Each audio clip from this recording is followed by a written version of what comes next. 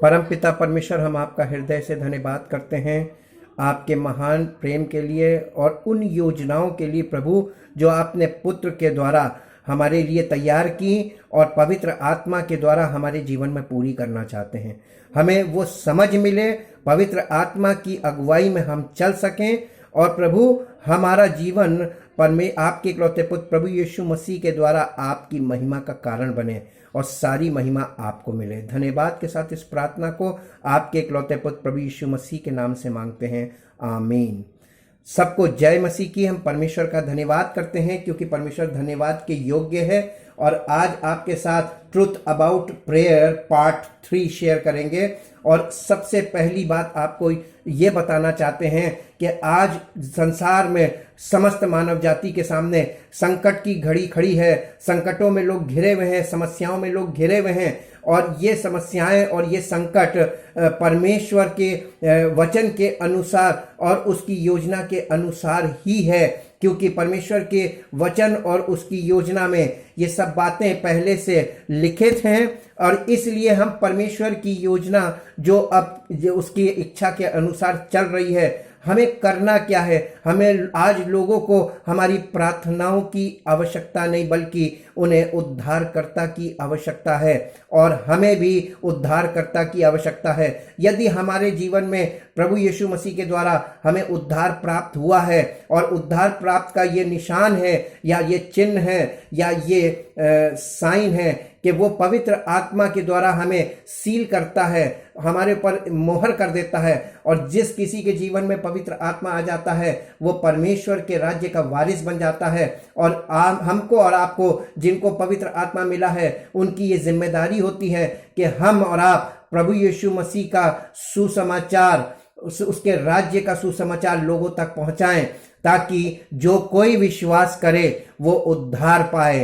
प्रभु अपने सुसमाचार के ग्रहण करने वाले लोगों पर दृष्टि लगाए हुए है और वो ये चाह रहा है कि उसका सुसमाचार सृष्टि के कोने कोने तक और आखिरी व्यक्ति तक पहुंचे। इसलिए हमें और आपको, क्योंकि लोगों को उद्धार की आवश्यकता है और हमारी जिम्मेदारी उस उद्धार के सुसमाचार को पहुंचाने की है, इसलिए आइए अपनी जिम्मेदारियों को पूरा करने के लिए तैयार हों। और उसके लिए सबसे ज़रूरी है कि हमें जानकारी और सच्ची जानकारी और समझ, ये 3 चीज़ें हमारे पास हों। जानकारी, आज पहला पॉइंट आज का है, today we have knowledge without truth. ये सत्य के बिना जानकारी तो हमारे पास है। आज संसार में बहुत लोगों के पास जानकारी है, हो सकता है आपके पास मुझसे ज़्यादा जानकारी हो। मैं अपने आप को इस मामले में बहुत नीचे रखता हूं कि मेरे पास जानकारी बहुत ज़्यादा है। मैं ऐसा नहीं समझता हूं, बल्कि मैं ये सोचता हूं कि मेरे पास सबसे कम जानकारी है।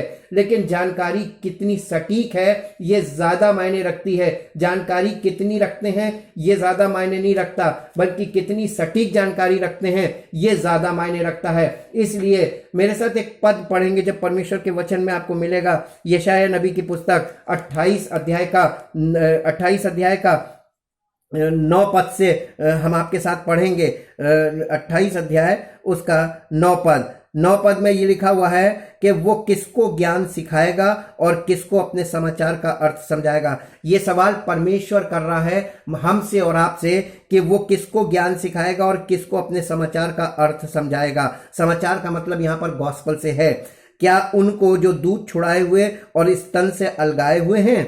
क्योंकि आज्ञा पर आज्ञा, नियम पर नियम, आज्ञा पर आज्ञा, आज्ञा पर आज्ञा, नियम पर नियम, नियम पर नियम, थोड़ा यहाँ थोड़ा वहाँ। परमेश्वर ने, जब आप परमेश्वर के वचन को, ओल्ड टेस्टमेंट को देखते हैं तो आज्ञा पर आज्ञा, आज्ञा पर आज्ञा, नियम पर नियम, नियम पर नियम। क्योंकि एक बार में जब कोई चीज़ नहीं समझाई जा सकती, जैसे हम छोटे बच्चों को आज्ञा पर आज्ञा देते जाते हैं, हमेशा आज्ञा देते हैं, अब ये करो, अब ऐसे करो, अब ये करो, अब ऐसे करो, आज्ञा पर आज्ञा, नियम पर नियम, अब ऐसे करो, अब वैसे करो, नियम बनाते जाते हैं। ये उन लोगों के लिए होता है जो इमेच्योर लोग होते हैं, जिनके पास, जो अपनी समझ से नहीं चल सकते। ये परमेश्वर के लिए उस समय बहुत कठिन था जब तक प्रभु यीशु मसीह नहीं आए थे, जब तक प्रभु यीशु मसीह का उद्धार का कार्य पूरा नहीं हुआ था, अर्थात क्रूसिफिक्शन, उसकी मृत्यु, उसका दफनाया जाना, उसका पुनरुत्थान। लेकिन जब ये सब कुछ पूरा हो गया, प्रभु यीशु मसीह अपनी महिमा में पहुंच गए, तब प्रभु यीशु मसीह ने वहां से पवित्र आत्मा को उंडेल दिया। अब परमेश्वर उस कार्य को जो मनुष्यों से करवाना बहुत मुश्किल हो रहा था, उन्हें समझाना बहुत मुश्किल हो रहा था, अब पवित्र आत्मा के द्वारा उस कार्य को करने को तैयार है। परमेश्वर ने उस मार्ग को तैयार कर लिया है। अब दूसरा पॉइंट है, वी नीड ट्रू नॉलेज। अब हमको सच्चे ज्ञान की जरूरत है, यानी वो ज्ञान जिसमें सच्चाई हो। यिर्मयाह नबी की पुस्तक मेरे साथ निकालें, उसका अध्याय 2 अध्याय का, यहाँ पर परमेश्वर शिकायत कर रहा है। परमेश्वर को बहुत शिकायत है उस जमाने के लोगों से, उस जमाने के उन लोगों से जिनकी ये जिम्मेदारी थी कि परमेश्वर की सेवकाई को और वचन की सेवकाई को वो लोगों तक पहुंचाना था सच्चाई के साथ। वहां पर परमेश्वर कह रहा है, 2 अध्याय के 9 से 13 पद तक हम पढ़ेंगे। इस कारण यहोवा ये कहता है, मैं फिर तुमसे विवाद और तुम्हारे बेटे और पोतों से भी प्रश्न करूंगा। कित्तियों के द्वीपों में जाकर द्वीपों में पार जाकर देखो, या केदार में दूत भेजकर भली भांति विचार करो और देखो कि ऐसा काम कहीं और भी हुआ है। कैसा काम? क्या किसी जाति ने अपने देवताओं को बदल दिया जो परमेश्वर भी नहीं है?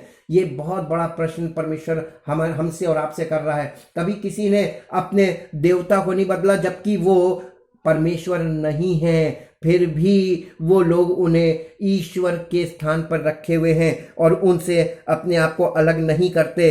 लेकिन परमेश्वर की यहाँ शिकायत अपने लोगों से है, परंतु मेरी प्रजा ने अपनी महिमा को निकम्मी वस्तु से बदल दिया है। हे आकाश, चकित हो, बहुत ही थरथरा और सुनसान हो जा।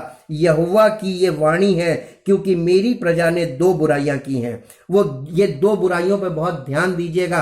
परमेश्वर की प्रजा 2 बुराइयां कर रही है। उन्होंने मुझ बहते जल के सोते को त्याग दिया। हमने जो सोर्स है, परमेश्वर जो सब कुछ कर सकता है, हमने उस सोर्स को त्याग दिया, बल्कि खुद विकल्प निकालने लगे और उन्होंने हौद बना लिए। हमने अपने हौद बना लिए, अपनी युक्तियां निकाल ली कि हम ये करेंगे तो ऐसे हो जाएगा, हम ऐसे करेंगे तो ऐसे हो जाएगा। ये हौद बना लिए, वरन ऐसे हौद जो टूट गए हैं और जिनमें जल नहीं रह सकता।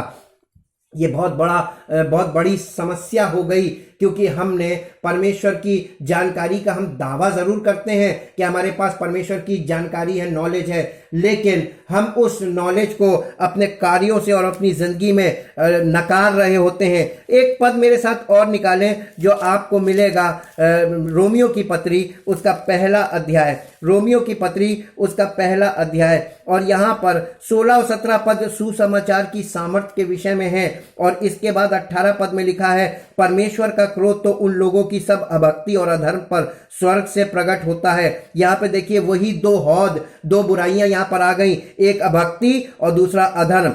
स्वर्ग से प्रकट होता है, यही 2 बुराइयां हैं जो यिर्मयाह में बोली जा रही हैं, जो सत्य को अधर्म से दबाए रखते हैं, इसलिए कि परमेश्वर के विषय का ज्ञान उनके मनों में प्रकट है, क्योंकि परमेश्वर ने उन पर प्रकट किया है। उसके अनदेखे गुण अर्थात उसकी सनातन सामर्थ्य और परमेश्वरत्व जगत की सृष्टि के समय से उसके कामों के द्वारा देखने में आते हैं, यहाँ तक कि वे निरुत्तर हैं। इस कारण कि परमेश्वर को जानने पर भी उन्होंने परमेश्वर के योग्य बड़ाई और धन्यवाद ना किया, परंतु व्यर्थ विचार करने लगे, यहाँ तक कि उनका निर्बुद्धि बन अंधेरा हो गया। वे अपने आप को बुद्धिमान जताकर मूर्ख बन गए और अविनाशी परमेश्वर की महिमा को नाशमान मनुष्य और पक्षियों और चौपाया और रेंगने वाले जंतुओं की मूर्त की समानता में बदल डाला। जब आप इन बातों को पढ़ते हैं, ये कभी मत सोचिएगा कि ये अन्य जातियों के लिए लिखा है, क्योंकि ये पत्र पौलुस प्रेरित के द्वारा कलीसिया को लिखा गया है, रोमियो की कलीसिया को लिखा गया है। इसलिए ये कलीसिया में हो रहा था, इसलिए ये चिट्ठी कलीसिया को लिखी जा रही है कि जो कुछ कलीसिया में चल रहा है ये गलत है। इसीलिए सुसमाचार की सामर्थ्य को वहां पर पहले बताया गया है और उससे मुड़ जाने का रिजल्ट भी बताया जा रहा है। अब इसके साथ साथ हम तीसरे पॉइंट पॉइंट को देखेंगे तो अब हम क्या करें, we need understanding. We knowledge, तो परमेश्वर का वचन नॉलेज से भरा हुआ है और परमेश्वर का वचन हमारे पास है तो हमारे पास नॉलेज का भंडार है। लेकिन क्या नहीं है, we need understanding which comes by the Holy Spirit. मेरे साथ पद निकालिए जो आपको मिलेगा पहला कुरिन्थियों उसका 12 अध्याय। पहला कुरिन्थियों 12 अध्याय। पौलुस ने कलीसिया को चिट्ठी लिखकर कुरिन्थियों की कलीसिया को चिट्ठी लिखी और इस विषय में उनको यानी जागृत किया, एक तरीके से उनको अवेयर किया। 12 अध्याय यहाँ पर आत्मिक वरदान के विषय में है। 1 पद से 11 पद तक पढ़ेंगे।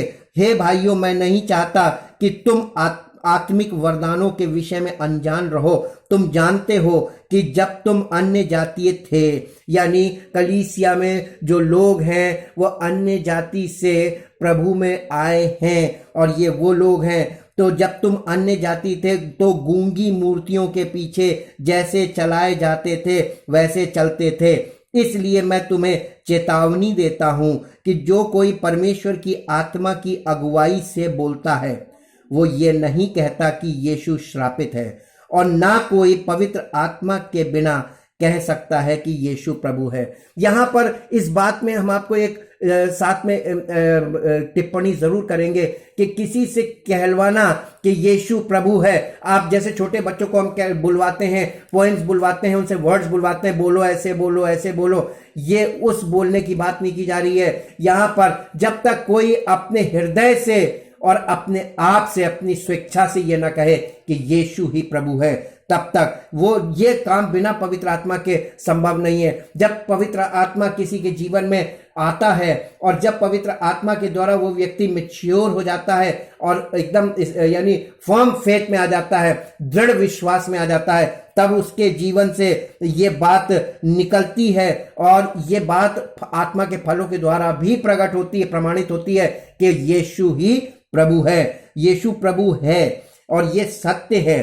4 पद में लिखा, वरदान तो कई प्रकार के हैं परंतु आत्मा एक ही है, और सेवा भी कई प्रकार की है परंतु प्रभु एक ही है, और प्रभावशाली कार्य भी कई प्रकार के हैं परंतु परमेश्वर एक ही है, जो सब में सब प्रकार का प्रभाव उत्पन्न करता है। अगर खाली प्रार्थना ही करनी होती तो परमेश्वर पवित्र आत्मा और आत्मा के वरदानों की चर्चा क्यों करता। जब उसने इसकी चर्चा की है, इसका मतलब प्रभु कुछ और हमसे और आपसे चाहता है कि हमें प्रार्थना लोगों के लिए नहीं करनी है, बल्कि हमें परमेश्वर की योजना में खड़े हो जाना है और उसकी इच्छा को पूरा करने के लिए पवित्र आत्मा की सामर्थ्य चाहिए, ताकि उसके द्वारा हम वो करें जो पवित्र आत्मा हमसे चाहता है। आगे देखेंगे, किंतु सबके लाभ पहुंचाने के लिए हर एक को आत्मा का प्रकाश दिया जाता है। आत्मा का प्रकाश आपको घमंड करने के लिए नहीं मिलता है, आत्मा का प्रकाश आपको आपके लिए नहीं मिलता है। आपने कभी किसी पेड़ को अपना फल खाते देखा है?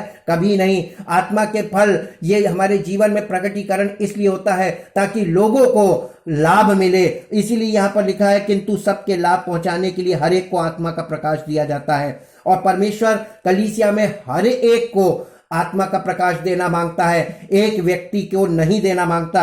और क्योंकि एक को आत्मा के द्वारा बुद्धि की बातें दी जाती हैं, दूसरे को उसी आत्मा के द्वारा ज्ञान की बातें, किसी को उसी आत्मा से विश्वास और किसी को उसी एक आत्मा से चंगा करने का वरदान दिया जाता है। फिर किसी को सामर्थ्य के काम करने की शक्ति, और किसी को भविष्यवाणी की, और किसी को आत्माओं की परख, और किसी को अनेक प्रकार की भाषा, और किसी को भाषाओं का अर्थ बताना। परंतु ये सब प्रभावशाली कार्य वही एक आत्मा कराता है, और जिसे जो चाहता है वो बांट देता है। परमेश्वर की आत्मा इंचार्ज है, वो जिसे जो चाहेगी उससे वो करवाएगी।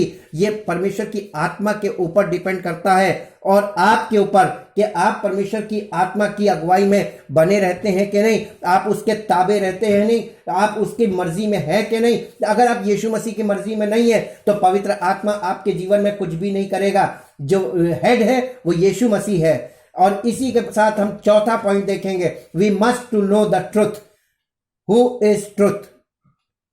Truth is Jesus Christ. यह मेरे साथ निकाले, यूहन्ना रचित सुसमाचार उसका 14 अध्याय और उसके 6 पद में लिखा हुआ है, यीशु ने उससे कहा, मार्ग और सत्य और जीवन मैं ही हूं, बिना मेरे द्वारा कोई पिता के पास नहीं पहुंच सकता। आप चाहे कोई भी क्यों ना हो और आपके पास कितनी भी नॉलेज क्यों ना हो, आप पिता के पास नहीं पहुंच सकते, क्योंकि मार्ग और सत्य और जीवन प्रभु यीशु मसीह है। और सत्य मालूम क्या है? सत्य को परमेश्वर का वचन बताता फाउंडेशन।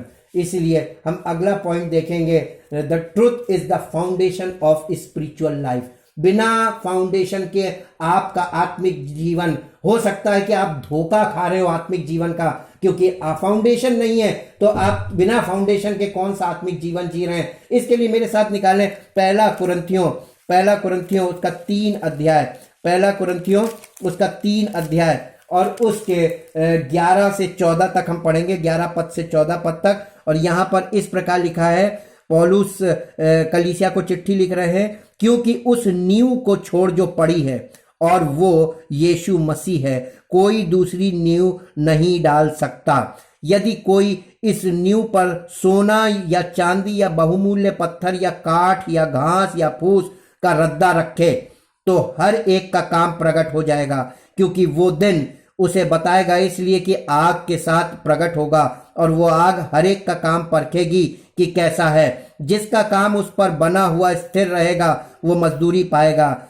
यदि किसी का काम जल जाएगा तो वो हानि उठाएगा, पर वो आप बच जाएगा, परंतु जलते जलते। यहाँ पर ये फाउंडेशन को छोड़ और कुछ नहीं। अब इस फाउंडेशन के आगे क्या करना है, वहां पर यहाँ पर खतरनाक बातें इसलिए कही गई हैं कि अगर आप अपनी मर्जी से, आपने यीशु मसीह की फाउंडेशन रख ली, यीशु मसीह का नाम रख लिया और अपनी मर्जी से आप मिनिस्ट्री कर रहे हैं और आपने अपनी युक्ति लगा ली है उसमें, और आप उस पर घास फूस ये सब वो फिजिकल चीजें हैं, आप फिजिकल बातें कर रहे हैं लोगों से, फिजिकल चीजों पे काम कर रहे हैं, फिजिकल चीजों को कलेक्ट कर रहे हैं और फिजिकल चीजें लोग शारीरिक रूप से लोग आपके पास बो रहे हैं, तो इसका मतलब आप गलत कर रहे हैं और आपका हिसाब किया जाएगा। और इसीलिए लिखा है कि जो सही काम करेगा उसको उस दिन रिवॉर्ड मिलेगा, और जब सेकंड कमिंग, जब यीशु मसीह आएंगे। और इसके साथ ही साथ मेरे साथ एक पद और निकालिए, फाउंडेशन बहुत इंपॉर्टेंट है, इस विषय को समझना। इब्रानियों की पत्री 6 अध्याय, इब्रानियों की पत्री उसका 6 अध्याय और 6 अध्याय का 1 पद से लेकर 6 पद तक पढ़ेंगे। इसलिए आओ मसीह की शिक्षा की आरंभ की बातों को छोड़कर हम सिद्धता की ओर आगे बढ़ते जाएं और मरे हुए कामों से मन फिराने और परमेश्वर पर विश्वास करने और बपतिस्मों और हाथ रखने और मरे हुओं के जी उठने और अंतिम न्याय की शिक्षा रूपी नेव फिर से ना डालें। यदि परमेश्वर चाहे तो हम यही करेंगे, क्योंकि जिन्होंने एक बार ज्योति पाई है और जो स्वर्गीय वरदान का स्वाद चख चुके हैं और पवित्र आत्मा के भागी हो गए हैं और परमेश्वर के उत्तम वचन का और आने वाले युग की सामर्थ का स्वाद चख चुके हैं, यदि वे भटक जाएं तो उन्हें मन फिराव के लिए फिर नया बनाना अनहोना है, क्योंकि वे परमेश्वर के पुत्र को अपने लिए फिर से क्रूस पर चढ़ाते हैं और प्रगट में उस पर कलंक लगाते हैं। ये वाली बातें आप पढ़िए और पवित्र आत्मा आपको इसके विषय में बताएगा कि आज लोग यही कर रहे हैं, शिक्षा रूपी नींव डालने में लगे हुए हैं। और इसी के साथ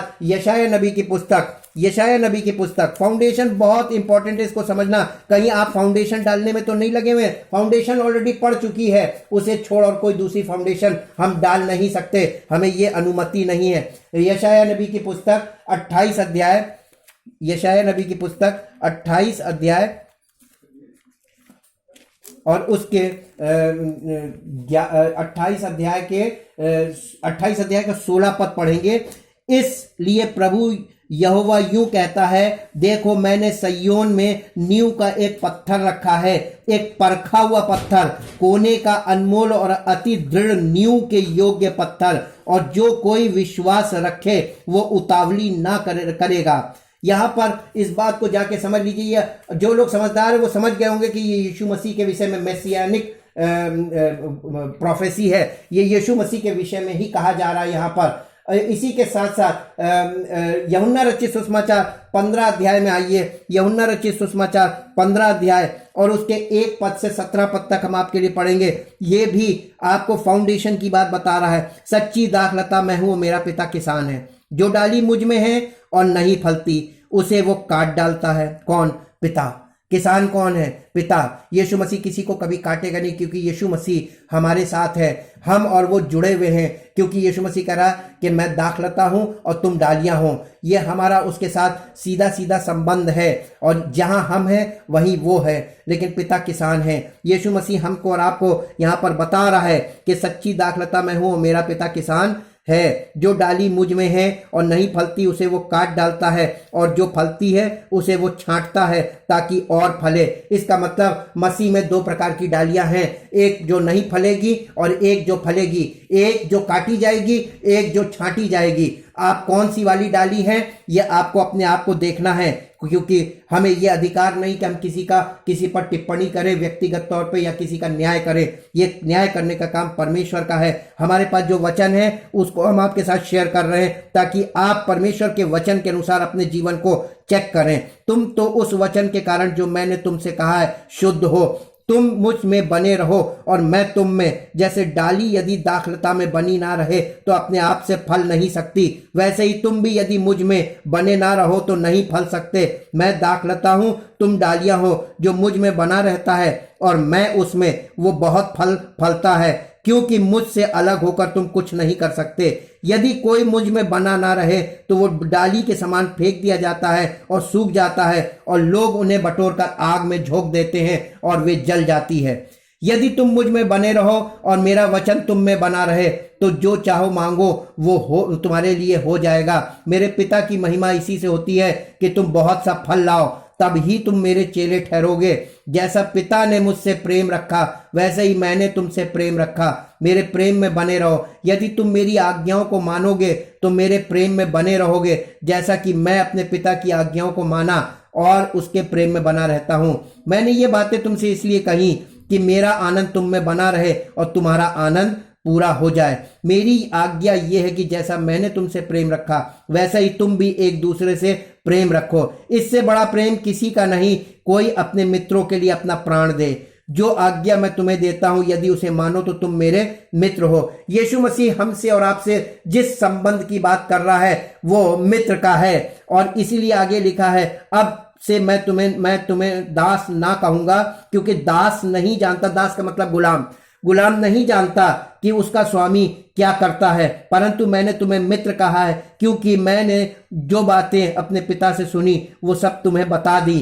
तुमने मुझे नहीं चुना, परंतु मैंने तुम्हें चुना और तुम्हें नियुक्त किया है कि तुम जाकर फल लाओ और तुम्हारा फल बना रहे, कि तुम मेरे नाम से जो कुछ पिता से मांगो वो तुम्हें दे।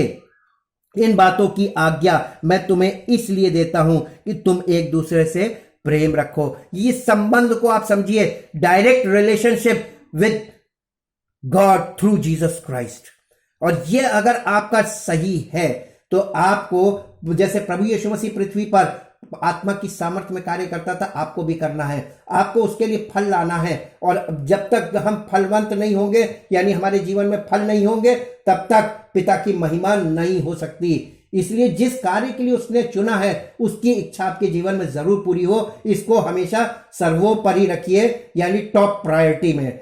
एक पद और पढ़ेंगे, रोमियो की पत्री उसका 11 अध्याय। फाउंडेशन का एक और मीनिंग है जिसे हम जड़ कह सकते हैं। फाउंडेशन बिल्डिंग में होती, कई बार लोग फाउंडेशन का मतलब बिल्डिंग से कनेक्ट कर देते हैं, लेकिन फाउंडेशन का मतलब जड़ से भी होता है। और इसीलिए पौलुस ने इस संदर्भ में भी हमें वचन कलीसिया को चिट्ठी लिख के बताया था, और वो आपको मिलेगा रोमियो की पत्री उसके 11 अध्याय का 17 और 18 पद। रोमियो की पत्री 11 अध्याय और उसका 17 और 18 पद। यहां पर लिखा, पर यदि कुछ डालियां तोड़ दी गई, ये यहूदियों को दिखा रहा है, इजरायलियों को, और तू जंगली जैतून होकर उनमें साटा गया, यानी अन्य जातियों को, और जैतून की जड़ की चिकनाई का भागी हुआ। इसका मतलब प्रभु यीशु मसीह के साथ तुमको जो संगति मिली, तो डालियों पर घमंड ना करना। यहां पर साफ साफ उसने कहा डालियों पर घमंड मत करना। और यदि तू घमंड करे तो जान रख कि तू जड़ को नहीं परंतु जड़ तुझे संभालती है। हम जड़ को नहीं संभालते, यानी कई बार आप यीशु मसीह को संभालने में लगे हुए हैं, यीशु मसीह के लिए नहीं। यीशु मसीह को मत संभालो, यीशु मसीह तुमको संभालता है। अपनी पवित्र आत्मा उसने इसीलिए दी है क्योंकि वो तुम्हें संभालना है पवित्र आत्मा के कंट्रोल में करके। अब 7वां पॉइंट है, gospel means the kingdom of God. Kingdom of God एक मिस्ट्री है। ये मिस्ट्री यीशु मसीह से शुरू होती है। यीशु मसीह ने सबसे पहले इसकी शुरुआत की और इसीलिए मैंने लिखा Jesus speaks openly the secrets. Yeshu Masih ने खुलेआम सीक्रेट्स बोले। आज लोग छुप छुप के सीक्रेट्स बोलते हैं। किस लिए छुप रहे हो? जो सबको बताना है वो सबको बताओ, जैसे यीशु मसीह ने बताया वैसे बताओ। लेकिन ऐसा करना इम्पॉसिबल है क्योंकि जब तक पवित्र आत्मा तुम्हारे जीवन में नहीं होगा तुम सीक्रेट्स को ओपनली कभी नहीं बोल सकते हो। ये बोलने की एक कला थी और ये केवल परमेश्वर की आत्मा के द्वारा आती है। मत्ती रचित सुसमाचार, आज इसके विषय में थोड़ा सा जानकारी आपके साथ शेयर करेंगे।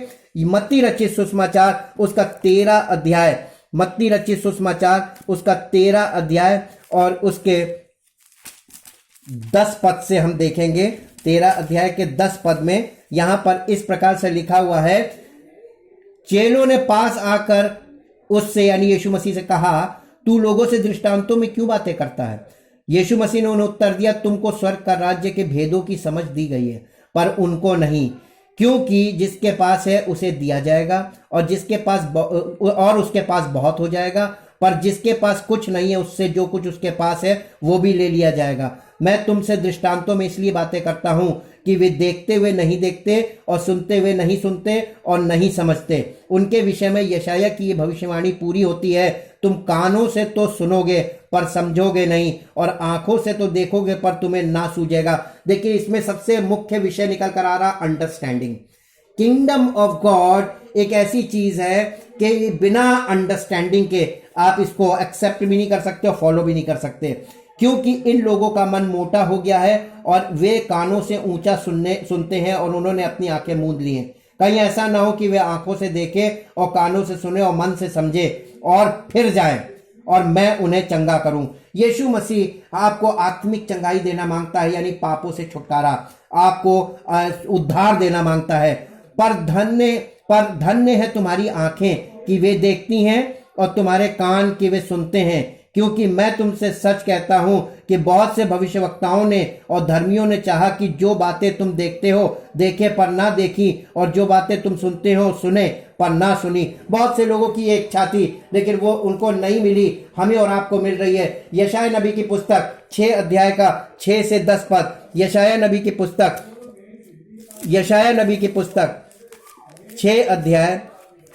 6 अध्याय और उसका 6 से 10 पद तक हम पढ़ेंगे आपके लिए। यशायाह नबी की पुस्तक 6 अध्याय 6 से 10 पद तक यहाँ इस प्रकार लिखा हुआ है, तब एक सराप हाथ में अंगारा लिए हुए जिसे उसने चिमटे से वेदी पर से उठा लिया था मेरे पास उड़ कर आया। ये यशायाह नबी बोल रहे हैं। उसने उससे मेरे मुंह को छू कर कहा, देख इसने तेरे होठों को छू लिया है, इसलिए तेरा अधर्म दूर हो गया है और तेरे पाप क्षमा हो गए। तब मैंने प्रभु का ये वचन सुना, मैं किसको भेजूं और हमारी ओर से कौन जाएगा? तब मैंने कहा, यशायाह नबी कह रहे हैं, तब मैंने कहा मैं यहाँ हूं, मुझे भेज। उसने कहा जा और इन लोगों से कह, सुनते ही रहो परंतु ना समझो, देखते ही रहो परंतु ना बूझो। तू इन लोगों का मन को मोटा और इनके कानों को भारी कर और उनकी आंखों को बंद कर, ऐसा ना हो कि वे आंखों से देखें और कानों से सुने और मन से बूझें और मन फिराएं और चंगे हो जाएं। यहाँ पर ये चीज पहले से लिखी हुई है, यीशु मसीह इसी चीज को वहां पर कोट कर रहे हैं। यिर्मयाह नबी की पुस्तक उसका 23 अध्याय निकालें। यिर्मयाह नबी की पुस्तक 23 अध्याय और उसके 21 से 30 पद तक पढ़ेंगे। यहाँ पर उन भविष्यवक्ताओं के विषय में लिखा हुआ जिनसे परमेश्वर को शिकायत है। 21 पद से यहाँ पर लिखा है, ये भविष्यवक्ता बिना मेरे भेजे दौड़ जाते हैं और बिना मेरे कुछ कहे भविष्यवाणी करने लगते हैं। यदि ये मेरी शिक्षा में स्थिर रहते, परमेश्वर की तो ये इच्छा है, यदि ये मेरी शिक्षा में स्थिर रहते तो मेरी प्रजा के लोगों को मेरे वचन सुनाते और वे अपनी बुरी चाल और अपने कामों से फिर जाते। लेकिन ऐसा हुआ नहीं। यहोवा की ये वाणी है, क्या मैं ऐसा परमेश्वर हूं जो दूर का नहीं निकट ही रहता हूं? फिर यहोवा की ये वाणी है क्या कोई ऐसे गुप्त स्थानों में छिप सकता है कि मैं उसे ना देख सकूं? क्या स्वर्ग और पृथ्वी दोनों मुझसे परिपूर्ण नहीं है? मैंने इन भविष्यवक्ताओं की बातें भी सुनी है जो मेरे नाम से ये कहकर झूठी भविष्यवाणी करते हैं। मैंने स्वप्न देखा है, स्वप्न। जो भविष्यवक्ता झूठ मूठ भविष्यवाणी करते और अपने मन ही के छल के भविष्यवक्ता हैं, ये बात कब तक उनके मन में समाई रहेगी? सवाल कर रहा परमेश्वर। जैसे मेरी प्रजा के लोगों के पुरखा मेरे नाम भूलकर बाल का नाम लेने लगे थे, वैसे ही अब ये भविष्यवक्ता उन्हें अपने अपने स्वप्न बता बताकर मेरा नाम बुलाना चाहते हैं। यदि किसी भविष्यवक्ता ने स्वप्न देखा हो तो वो उसे बताए, परंतु जिस किसी ने मेरा वचन सुना हो तो वो मेरा वचन सच्चाई से सुनाए। परमेश्वर की अपील है। जो स्वप्न देख रहा है वो आज ऐसे ही हो रहा है। जो बहुत से लोग स्वप्न देख रहे हैं और लोगों से स्वप्न की चर्चा कर रहे हैं, लेकिन परमेश्वर कह रहा है कि जिस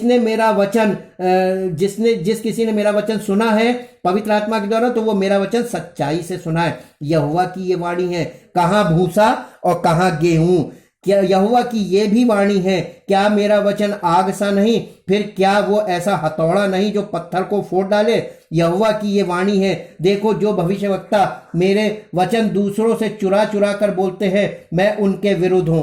परमेश्वर अपने वचन के द्वारा आपको सारी जानकारी तो दे रहा है। आपको पवित्र आत्मा इसलिए दिया ताकि अंडरस्टैंडिंग पवित्र आत्मा से मिले कि आपको क्या करना है और कैसे करना है। परमेश्वर आपकी मदद करना चाहता है ताकि आप परमेश्वर की उस योजना का हिस्सा बने जिसके लिए उसने आपको चुना है अपने पुत्र प्रभु यीशु मसीह के द्वारा, और जिसके लिए उसने अपने मसीह का, अपने पुत्र का आत्मा आपको दिया, जिससे हम हे अब्बा, हे पिता कहकर पुकारते हैं। आइए हम आप मिलकर इस परमेश्वर की योजना का हिस्सा बनने का प्रयास करें और प्रभु यीशु मसीह जो हमारी जड़ है, जो हमारी फाउंडेशन है, जो हमारी नींव है, उससे अपना कर उससे कभी अलग मत होइएगा, क्योंकि वो आपके जीवन को संभालता है, वही आपको संभालेगा। परमेश्वर आपको आशीष दे। परम पिता परमेश्वर, धन्यवाद करते हैं आपके पवित्र वचनों के लिए, धन्यवाद करते हैं पवित्र आत्मा के लिए। चाहते प्रभु उसके अभिषेक से वो लोग जो आपकी बातों को सुन तो रहे, समझ नहीं पा रहे हैं, उसका पवित्र अभिषेक काम करे और वो लोग भी समझें और वो लोग भी आपकी आत्मा से प्रेरित हो, ताकि जब वो बोले तो वो अभिषेक आगे बढ़े और जो लोग सुने उनके जीवन में आश्चर्यकर्म हो और परमेश्वर की महिमा प्रकट हो। सारा आदर, सारी महिमा आपको मिले। इस प्रार्थना को आपके इकलौते पुत्र प्रभु यीशु मसीह के नाम से मांगते हैं, आमीन। Praise the Lord.